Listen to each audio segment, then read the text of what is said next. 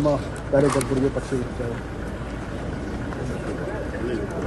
Sir ತಮ್ಮನ್ನು ಭಾಳ ಬೇರೆ ಬೇರೆ ಟೀಕೆಗಳು ವ್ಯಕ್ತವಾಗ್ತಿದೆ, ಅಧ್ಯಕ್ಷರು ಬದಲಾವಣೆ ಆಗಬೇಕಂತ ಮಾತುಗಳು ಕೇಳಿ ಬರ್ತದೆ. ಈ ವಿಚಾರದಲ್ಲಿ ಹೈಕಮಾಂಡ್ ಹತ್ರ ತಾವು ಹೋಗಿದ್ರೆ ಏನಾದರೂ ಏನು ವಿಚಾರ ಆಗಿದೆ?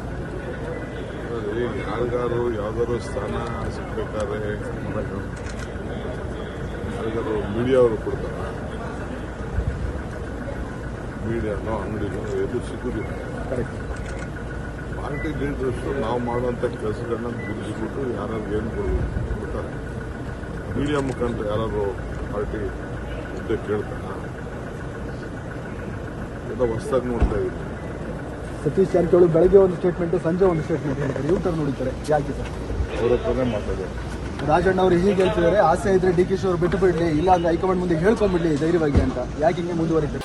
ಈ ವಿಡಿಯೋ ನಿಮಗೆ ಇಷ್ಟವಾದಲ್ಲಿ ಲೈಕ್ ಮಾಡಿ, ಶೇರ್ ಮಾಡಿ, ಸಬ್ಸ್ಕ್ರೈಬ್ ಮಾಡಿ.